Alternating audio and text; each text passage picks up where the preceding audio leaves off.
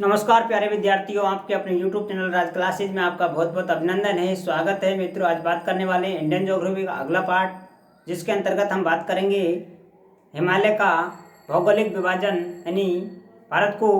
यानी कि हिमालय को भौगोलिक आधार पर किस प्रकार से कितने भागों में बांटा गया है। पिछली वीडियो में दोस्तों हमने बात की थी हिमालय के प्रादेशिक विभाजन की, जिसके अंतर्गत हमने हिमालय को 4 भागों में बांटा: पंजाब हिमालय, गढ़वाल हिमालय, नेपाल हिमालय और असम हिमालय। अब हम बात करते हैं हिमालय के भौगोलिक विभाजन की। तो इसमें अंतर है, भौगोलिक जो विभाजन है ये आपका उत्तर से दक्षिण की ओर है, जबकि प्रादेशिक जो विभाजन है वो आपका पश्चिम से पूरब की ओर किया गया है। अब बात कर लेते हैं भौगोलिक विभाजन की। तो देखिए, भौगोलिक विभाजन आपका पहले प्रथम बात तो आपको ये याद रखनी है, यानी उत्तर से और किधर किया गया है, दक्षिण की ओर किया गया है, इस प्रकार से। अब बात करते हैं तो देखिए, हिमालय के 5 भाग हैं भौगोलिक दृष्टि से। पहला भाग ये जो है ये होगा आपका ट्रांस हिमालय। उसके बाद में जो ये लाइन खींची हुई है इस प्रकार से, सबसे ऊपरी लाइन ये होगी आपकी महान हिमालय। उसके बाद में इधर जो दूसरे नंबर की जो लाइन है ये होगी आपकी लाल कलर में मध्य हिमालय, और सबसे अंत में जो लाइन है ये होगी आपकी शिवालिक, यानी कि दक्षिणी हिमालय। और इधर जो भाग में जो पहाड़ियां हैं जो म्यांमार के साथ में सीमा बनाती हैं, ये जो पहाड़ियां हैं इनको कहते हैं पूर्वांचल की पहाड़ियां, या पूर्वांचल या पूर्वी उच्च भूमि भी कह सकते हैं। तो ये इस प्रकार से हिमालय के 5 भाग हैं। तो सबसे पहले देखेंगे ट्रांस हिमालय। पहला जो भाग होगा ट्रांस हिमालय।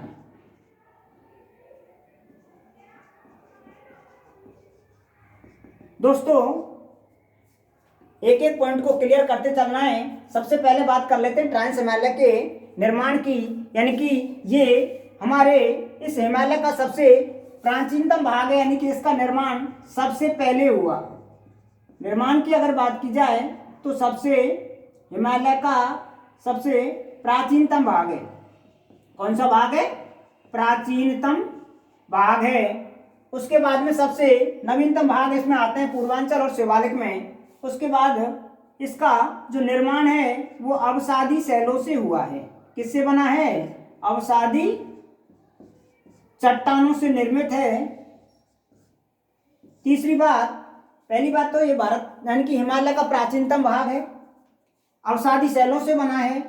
अगर खोज की बात करें तो ट्रांस हिमालय की खोज 1906 में स्वेन हेडेन, किसने की थी? स्वेन हेडेन ने। उसके बाद में बात कर लेते हैं इसकी प्रमुख श्रेणियां। तो इसकी 4 श्रेणियां हैं, और मैप के माध्यम से देखिए चारों श्रेणियों को में नंबर 1 है आपकी, ये इसको बोलते हैं काराकोरम श्रेणी। नंबर दूसरी है आपकी लद्दाख श्रेणी। नंबर 3 है आपकी जास्कर श्रेणी, और नंबर 4 ये हो गया आपकी कैलाश श्रेणी। यानी कि ट्रांस हिमालय के अंतर्गत 4 पर्वत श्रेणियां आती हैं, जिनमें सबसे महत्वपूर्ण है आपकी काराकोरम श्रेणी। इसके अंतर्गत दुनिया की सेकंड सर्वोच्च चोटी कौन सी? K2 Godwin Austen. अब बात करते हैं इन चारों श्रेणियों की। तो ट्रांस हिमालय के अंतर्गत आती हैं, और चारों ही श्रेणियों में से 3 श्रेणियां ऐसी हैं, पहली, दूसरी और तीसरी, जिसमें भारत का कुछ हिस्सा आता है, जबकि जो तिब्बत के अंतर्गत आती है आपकी कैलाश श्रेणी, इसमें भारत का कोई हिस्सा नहीं है, यानी कि इसका विस्तार भारत के अंतर्गत नहीं है। यानी कि चारों में से 3 श्रेणियों का विस्तार भारत के अंदर है। तो अब बात कर लेते हैं जो काराकोरम जो ट्रांस हिमालय है इसकी प्रथम चोटी की या श्रेणी। काराकोरम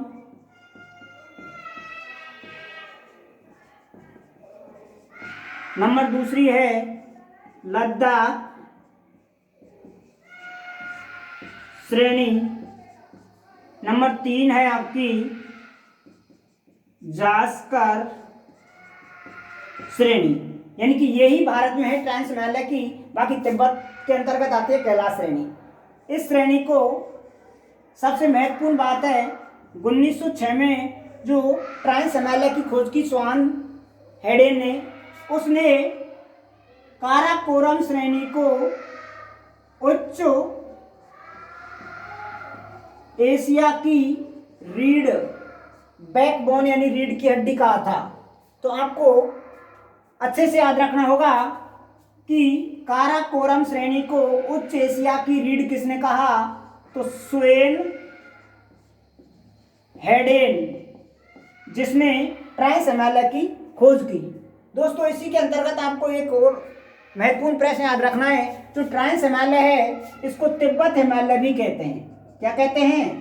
तिब्बत हिमालय, क्योंकि इसका अधिकांश भाग आपके तिब्बत के अंतर्गत आता है, इसलिए ट्रांस हिमालय का उपनाम होगा तिब्बत हिमालय। कभी कभी एग्जाम में आपसे ट्रांस हिमालय न दे करके और क्या पूछ लेता है, तिब्बत हिमालय। तो तिब्बत हिमालय ट्रांस हिमालय को ही कहते हैं। और इसके अंतर्गत एक और भी महत्वपूर्ण प्रश्न बनता है कि हिमालय का वृष्टि छाया प्रदेश किसे कहते हैं, तो ट्रांस हिमालय को ही हिमालय का वृष्टि छाया प्रदेश कहा जाता है। अब देखिए काराकोरम श्रेणी, इसकी प्रमुख अगर चोटियों की बात करें, चोटियां, तो इसमें आपकी एक तो केटू या गॉडविन ऑस्टिन, जो कि कहां पर है, POK, पाक अधिकृत कश्मीर यानी लद्दाख के ऊपर यानी कि हिस्से में है। और ये जो केटू है इसकी ऊंचाई की अगर बात करें तो 8611 मीटर, जो कि दुनिया की सेकंड सबसे ऊंची चोटी होगी। उसके बाद में काराकोरम श्रेणी की अन्य चोटियों की अगर बात करें तो आपके ब्रॉड पीक, हिडन, उसके बाद में गैसरब्रुम, ये 3-4 चोटियां और हैं जो कि आपके काराकोरम श्रेणी में आती हैं, लेकिन सबसे ऊंची चोटी होगी आपकी केटू। अब बात कर लेते इसके दर्रे की, इनकी काराकोरम जो श्रेणी है इसमें प्रमुख दर्रा कौन सा है, तो आपको याद रखना होगा कि काराकोरम श्रेणी के अंतर्गत काराकोरम दर्रा यानी कि जो एक सकरा मार्ग है वो है। तो ये हुई आपके काराकोरम श्रेणी, बस इतना ही इसमें याद रखना होगा आपको। उसके बाद बात कर लेते हैं लद्दाख श्रेणी की। यह आपके लद्दाख के अंतर्गत आती है और लद्दाख श्रेणी की सर्वोच्च चोटी की अगर बात करें तो सर्वोच्च चोटी राकापोसी बहुत ही महत्वपूर्ण है। लद्दाख श्रेणी ट्रांस हिमालय का एक भाग है, पर्वत श्रृंखला है, पर्वत श्रेणी है। तो इस लद्दाख श्रेणी की सबसे ऊंची चोटी राकापोसी, जिसको अगर कहें तो इसको धुंध की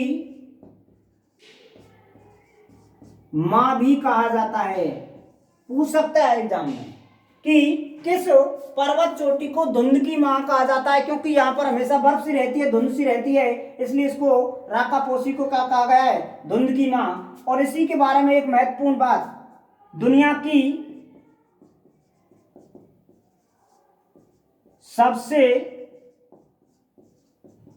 ढाल वाली चोटी या जो पर्वत है वो आपका कौन सा होगा, राकापोसी होगा। अब बात कर लेते हैं लद्दाख के अंतर्गत आने वाले प्रमुख दर्रों की। तो इसके अंतर्गत 4-5 दर्रे हैं, आपको 1-2 याद रखने होंगे, यानी कि दर्रे। नंबर 1 खारदोंग दर्रा, खारदोंग, ला का तिब्बती भाषा में अगर कहें तो दर्रा या एक सकरा मार्ग होता है, उसको तिब्बत भाषा में, चीनी भाषा में ला को दर्रा कहा जाता है। तो नंबर 1 खारदोंगला। तसाकला, क्या है, तसाकला। नंबर 3 चांगला, चांगला। नंबर 4 दीगारला। तो ये आपके 4 दर्रे हैं जो इस लद्दाख श्रेणी के अंतर्गत आते हैं। इसकी एक ट्रिक है, उसके माध्यम से आप इसको अच्छे से याद कर सकते हैं, यानी कि चोर, ये और है इसका नंबर 5, चोर बतला। तो यानी 5 इसके अंदर महत्वपूर्ण धर्य हैं, चोर, खत और चांदी ले गया।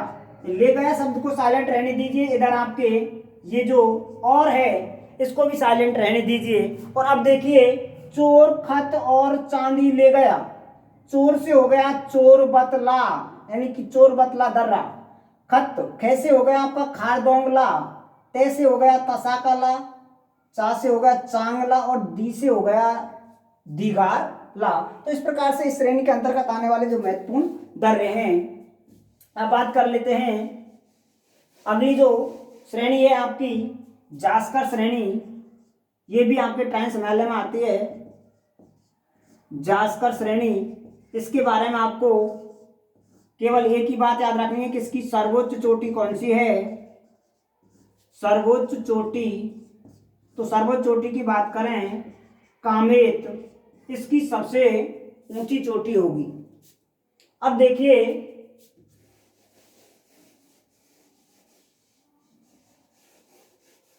हिमालय का अगला भाग है महान हिमालय। क्या होगा? महान हिमालय। महान हिमालय को आपके उत्तरी हिमालय,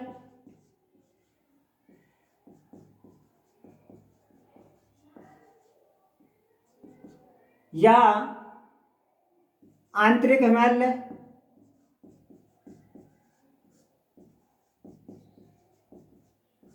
या कहें बृहद हिमालय,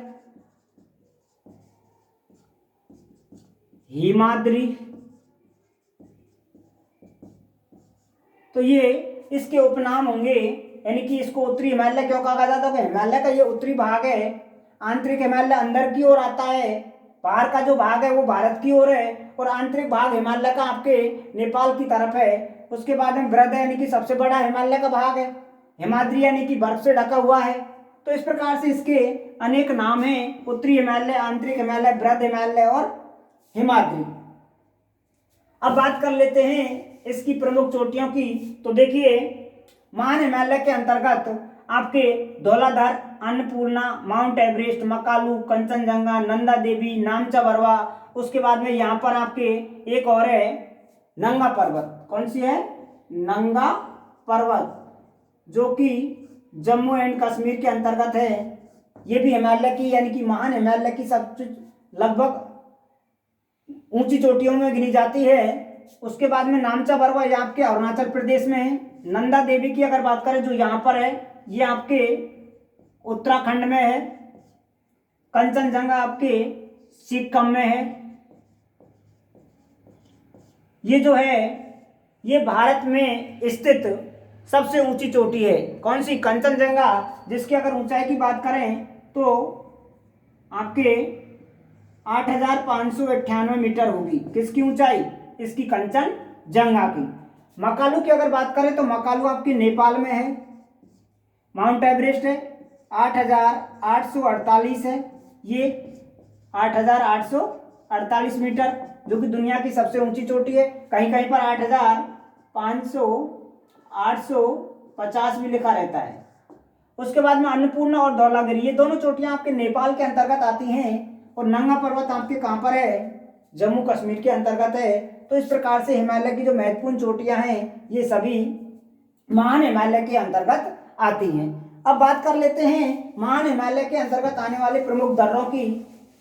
तो देखिए, भारत के लगभग 90% जो दर्रे हैं वो आपके महान हिमालय के अंतर्गत आते हैं। जैसे जम्मू कश्मीर,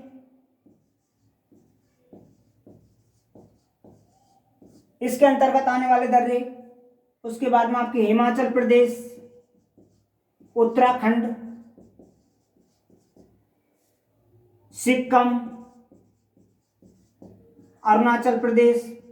तो इन जो राज्य हैं इनके अंतर्गत जो सभी दर्रे हैं सब महान हिमालय में आते हैं। केवल जम्मू कश्मीर के एक तो आपके बनिहाल दर्रा, कौन सा दर्रा, बनिहाल दर्रा, और एक आपका पीर पंजाल,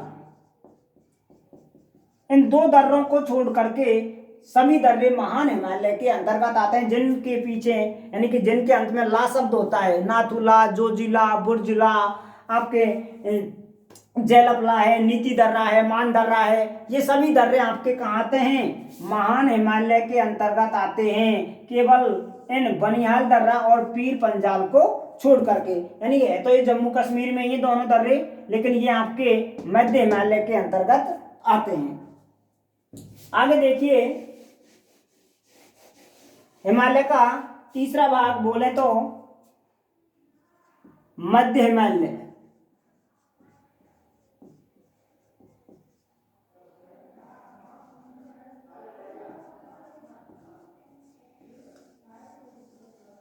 ये इसको आप लघु हिमालय भी कह सकते हैं। क्या कह सकते हैं, लघु हिमालय। इसके अंतर्गत आपको 4 श्रेणियां पढ़नी हैं, यानी लघु जो हिमालय है या मध्य हिमालय, इसके अंतर्गत 4 पर्वत श्रेणियां हैं। एक तो है आपकी पीर पंजाल, दूसरी है आपकी धौलाधर, चौथी होगी आपकी नाग टिब्बा, तीसरी, और चौथी है आपकी महाभारत। ये चारों पर्वत श्रेणियां किसके अंतर्गत आती हैं, मध्य हिमालय या लघु हिमालय के अंतर्गत आती हैं। यानी पीर पंजाल की अगर बात करें तो ये आपके जम्मू एंड कश्मीर में है। कहां पर है, जम्मू एंड कश्मीर में। उसके बाद में इसकी बात करें तो ये आपके हिमाचल प्रदेश में है। नाग टिब्बा की अगर बात करें तो नाग तो ऊपर ही रहते हैं हिमालय में, यानी कि लगभग ऊपरी भाग में, इसलिए हमारा ऊपरी भाग लगभग कह सकते हैं हम उत्तराखंड को, ऊपरी से उत्तराखंड हो गया, यानी कि ये आपके उत्तराखंड। और महाभारत की अगर बात करें तो ये आपके नेपाल में है। तो इस प्रकार से मध्य हिमालय की प्रमुख पर्वत श्रेणियां हैं। अब देखिए पीर पंजाल, ये जो पर्वत श्रेणी है इसमें 2 महत्वपूर्ण दर्रे भी हैं भाई, इनको भी आपको याद रखना है।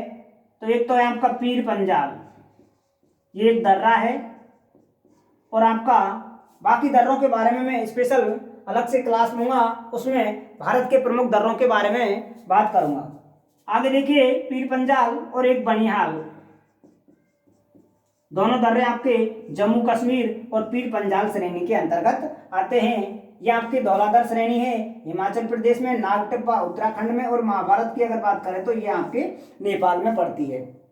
अब देखिए हिमालय का लास्ट एंड फाइनल लगभग चौथा भाग होगा शिवालिक, जिसको आप दक्षिणी हिमालय भी कह सकते हैं, शिवालिक। यह आपके हिमालय का चौथा भाग, इसे दक्षिणी हिमालय भी कहते हैं। क्या कहते हैं, दक्षिणी हिमालय। इसके अंतर्गत कोई चोटियां तो नहीं है, ये हिमालय का सबसे निम्नतम भाग कह सकते हैं इसको, यानी कि सबसे नीचा भाग होगा। लेकिन इसके अंदर कुछ घाटियां हैं जिनको द्वार और क्या कहते हैं, दून कहते हैं। यानी कि हिमालय के इस भाग के शिवालिक के अंतर्गत कुछ द्वार और दून नामक घाटियां होती हैं, जिनको देहरादून, हरिद्वार, कोटादून इस प्रकार से नाम से जाना जाता है। जैसे देहरादून, कोटादून, आपके हरिद्वार, ये हिमालय के इसी भाग में आती हैं। किसमें, शिवालिक में। अब यहां पर एक अच्छा प्रश्न बनता है भाई कि आपका जो मध्य हिमालय है इसके अंतर्गत बहुत ही परीक्षा की दृष्टि से महत्वपूर्ण भी है कि मध्य जो हिमालय है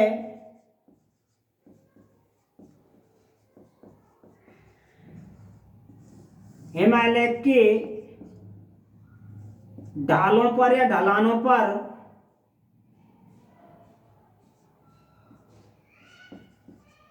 घास नामक वनस्पति पाई जाती है, यानी कि घास पाई जाती है जो कि एक वनस्पति है। तो मध्य हिमालय के ढलानों पर या ढालों पर जो घास पाई जाती है उसे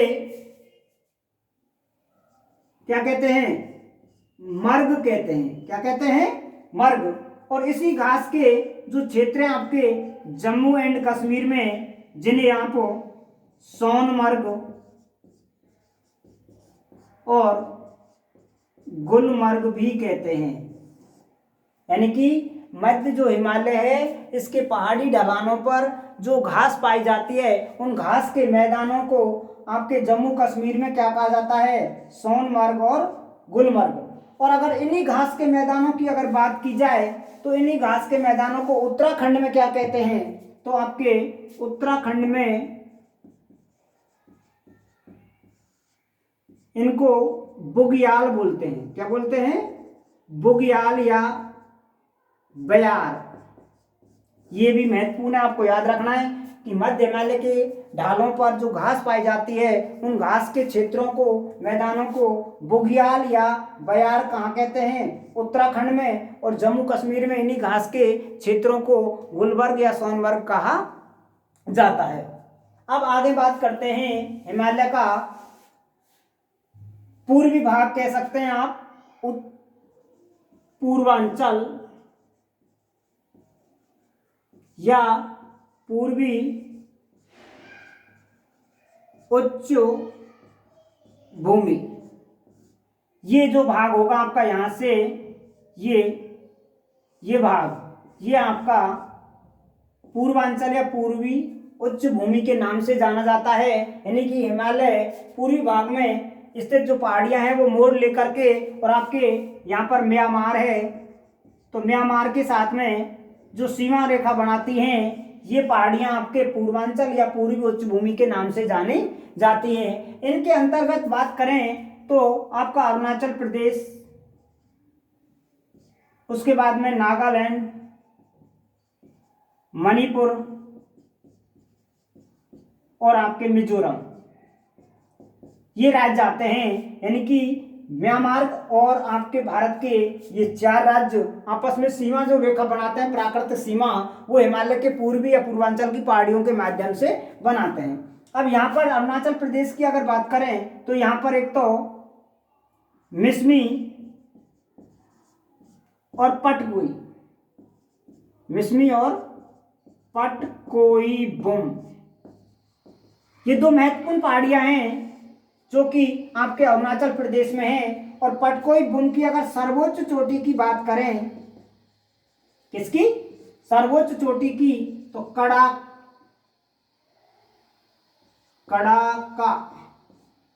ये आपके, या कड़ापा भी बोल सकते हैं इसको, केडापा, ये इसकी सबसे ऊंची चोटी है। किसकी? जो पटकोई बुम नामक पहाड़ी है आपके अरुणाचल प्रदेश के अंतर्गत आती है, इसकी सबसे ऊंची चोटी की अगर बात करें तो ये होगी आपकी कड़ापा।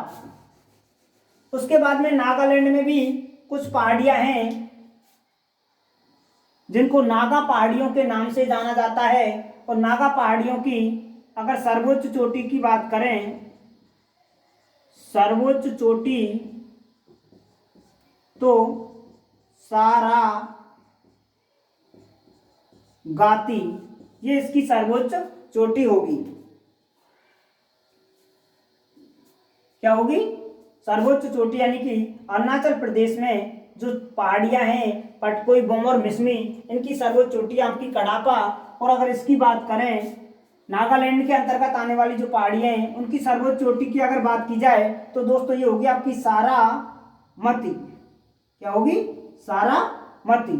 उसके बाद में मणिपुर में जो पहाड़ियां हैं इन्हें मणिपुर की पहाड़ियों के नाम से जाना जाता है। और मणिपुर के अंतर्गत जो पहाड़ियां हैं वो मणिपुर यानी कि मणि पहाड़ियों के नाम से जाना जाता है। आगे आपके मिजो पहाड़ियां